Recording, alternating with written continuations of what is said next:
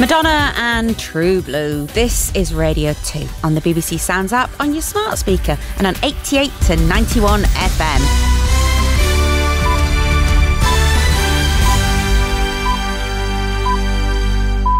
BBC News at 8 o'clock on Sunday the 21st of August. Good morning, this is Nick Qureshi. Retailers are facing potential disruption to their supply chains as staff at the country's biggest container port walk out. A key ally of the Tory leadership frontrunner Liz Truss insists the government will do more to help people cope with soaring bills.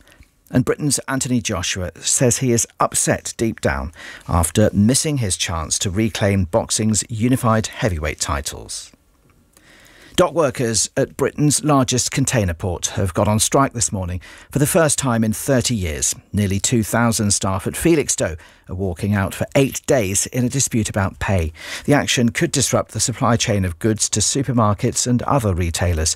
Mark Ashdown reports. It's difficult to overstate Felixstowe's importance to Britain's supply chain. 4 million standard-sized containers move through the port in Suffolk every year, half the total in the UK. They're full of food, clothing, household goods and car parts. But from today, 1,900 members of the Unite union are going on strike. They say the 7% pay rise, together with a one-off £500 lump sum, is unreasonable given the rise in the cost of living. For 8 days then, nothing will move.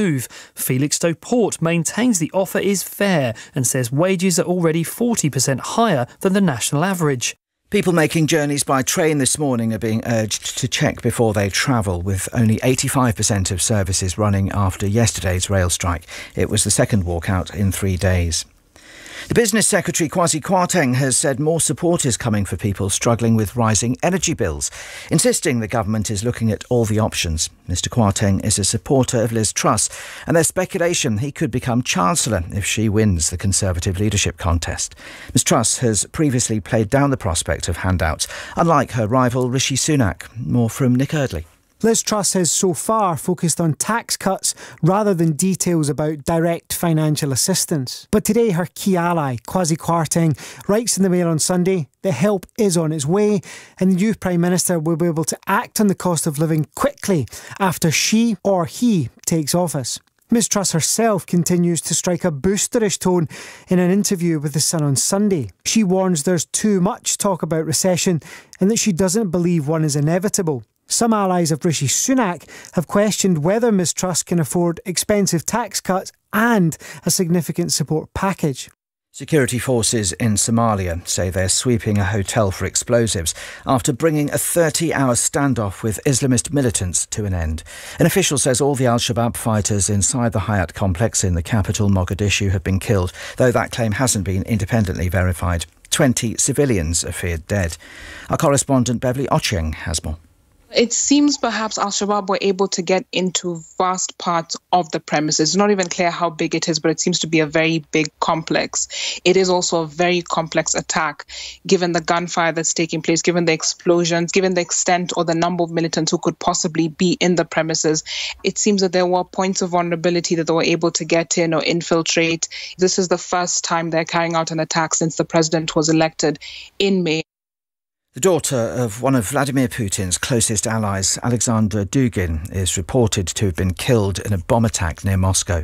Russian media says the car Daria Dugin was travelling in exploded last night.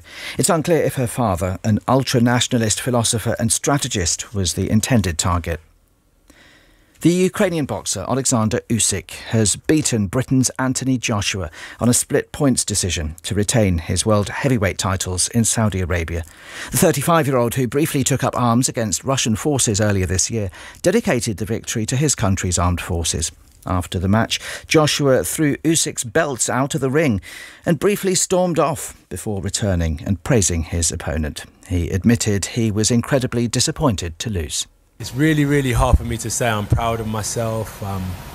I don't feel anything. I'm upset, really, like deep down in my heart. Bees on the Isles of Scilly are being tracked to see if they island hop in search of a new queen. Hundreds of male insects have been marked with a different colour for each of the 5 inhabited islands. Experts believe the archipelago is the perfect region for the study, nicknamed the game of drones.